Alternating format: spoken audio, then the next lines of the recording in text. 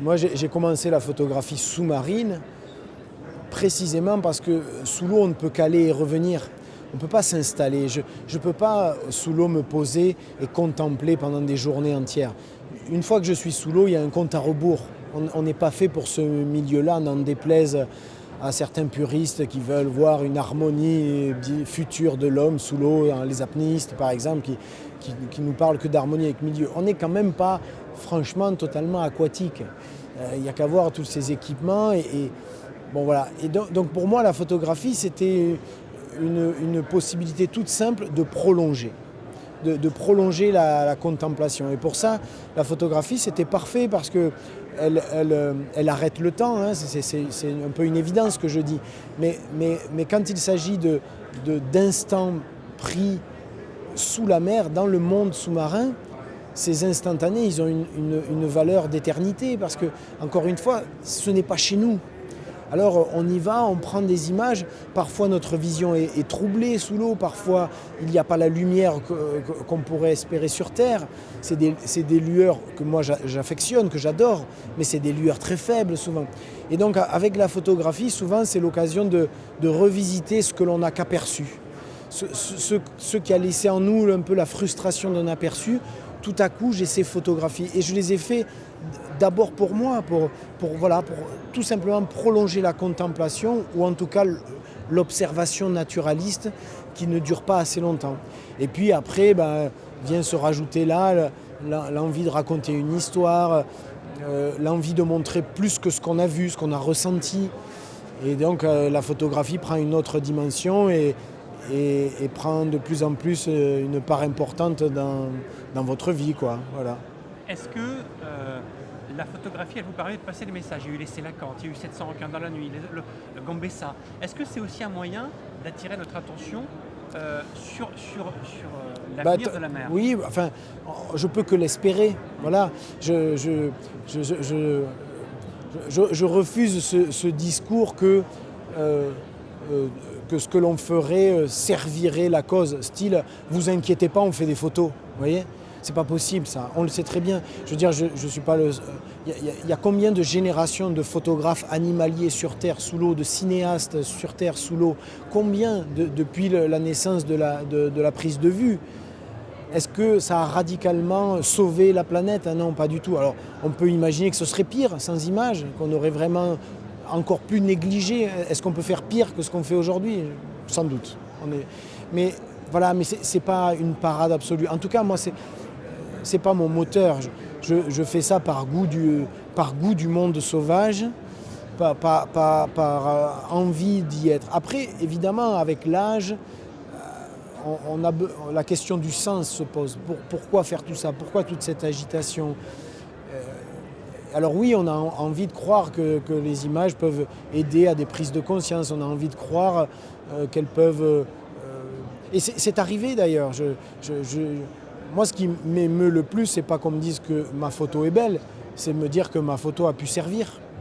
Et c'est arrivé quelquefois que nos images aident à pousser un projet d'une aire marine protégée, d'une réserve naturelle. Ce qu'on a fait à Fakarava n'a fait que aider à la gestion du lieu. Ça a renforcé les règles de surveillance et de plongée dans la passe. Alors voilà, quand ça prend du sens, ça c'est bien. Ou tout simplement, avant même d'espérer que ça ait un impact de protection, ce qui est certain, c'est que ça a quand même une conséquence en termes de connaissances.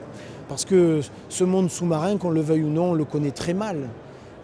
À peu près 99% des espèces décrites n'ont jamais été illustrées. Jamais illustrées. Elles existent, elles ont un nom latin, un spécimen quelque part dans un muséum, et pour autant, on n'en a pas les images. Alors ce travail-là, moi, évidemment, ça légitime ma passion, quoi. Voilà. J'y prends du plaisir et on me dit que ça a du sens en termes de connaissances. Alors me voilà comblé. Je me dis aussi que si ça n'avait aucun sens, je ne bénéficierais pas de soutien public. Et en plus de mes sponsors que peuvent être Nikon, que peuvent être Blancpain, tout ça, il y a aussi de l'argent public, de l'Office français de la biodiversité, de l'Agence de l'eau. Alors c'est que quand même tout cela doit avoir un peu de sens, au moins en termes de connaissances, et soyons utopistes, peut-être en termes de préservation. Il va y avoir dans cette conférence, bien sûr, il va y avoir Thomas Pesquet depuis l'espace, il va y avoir Vincent Munier depuis la Terre et vous, sous l'eau. Vous êtes quand même, on va appeler ça comme ça, les Avengers de la photo dans le monde. En tout cas, vous êtes les trois les plus connus. Est-ce que l'ensemble, quand on met vos trois manières, vos trois regards sur le monde, est-ce que vous pensez, d'abord, est-ce que vous avez envie de faire quelque chose ensemble, une exposition tous ensemble, et est-ce que vous pensez que ça peut vous éclairer sur le monde? Je crois qu'on est surtout trois privilégiés. On a beaucoup de chance tous les trois.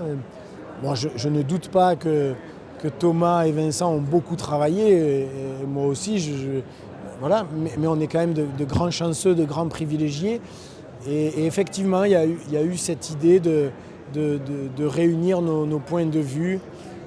Au final, on photographie la même chose, la planète Terre ou la planète Mer. Bon, voilà.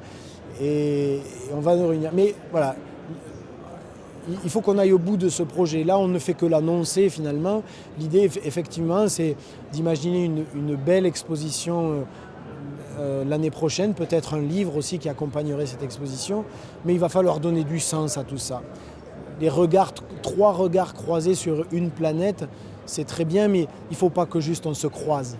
Il faut qu'à un moment donné, on fasse un petit chemin ensemble et qu'on donne du sens. Il va falloir lier ça. Moi, ce qui m'intéresse, par exemple, c'est... on a photographié certains endroits, on a photographié les mêmes endroits. Par exemple, prenons la banquise, Thomas l'a photographié depuis l'espace, Vincent sa surface si douloureuse à vivre, et puis moi sous la glace. C'est le même endroit, et c'est des images complètement différentes. Alors ça m'intéresse. Et après, il y a tout le contraire. Des photographies d'endroits complètement différents, et qui ont une troublante similitude de forme, de graphisme, et qui pourtant ne sont ni à la même échelle, ni présentent les mêmes lieux. Et ça, c'est troublant parce que ça sous-entend là derrière une espèce de cohérence du vivant, à toutes les échelles du regard. Alors ça, c'est intéressant de croiser ça. Mais voilà, nous, on fait des images. Ce qui sera important aussi, c'est qu'un bel auteur, peut-être un poète contemporain, ou en tout cas un homme de lettres, s'empare de nos images et en fasse des idées concrètes, en tout cas des idées écrites à partir de ces images-là. Et là, peut-être que ce projet alors aura du sens. Voilà. Pour l'instant, on est juste trois privilégiés qui sommes heureux de se rencontrer et de faire un truc ensemble. Mais moi, je ne peux pas m'empêcher de me dire que maintenant, il faut qu'on y travaille sérieusement et qu'on donne un sens à tout cela. Enfin, dernière question. Vous faites des photos, que ce soit Thomas Pesquet, vous, Vincent, magnifiques. Est-ce que vous êtes inquiet pour la planète? Parce que malgré les photos superbes, les films que vous faites qui sont superbes, est-ce que vous êtes inquiet pour cette planète? Comment on ne peut pas être inquiet? On est inquiet par tout ce qu'on aime. Quand on a des enfants, on est inquiet pour ses enfants. Voilà, évidemment qu'on doit être inquiet. Mais moi, j'ai arrêté de me poser la question de l'optimisme, du pessimisme. Tout ça, dire que ça va aller mieux, dire que ça va être une catastrophe, c'est des postures. C'est des postures, c'est des points de vue. Et par définition pure, une posture, c'est immobile. Ça sert à quoi? Ce qui compte, c'est de faire. Et il n'y a rien de plus beau qu'un combat qu'on croit perdu d'avance. Alors, battons-nous, le mot est belliqueux, pardon. En tout cas, faisons ce que chacun sait faire, des images, un discours, des observations. Faisons ce que chacun sait faire.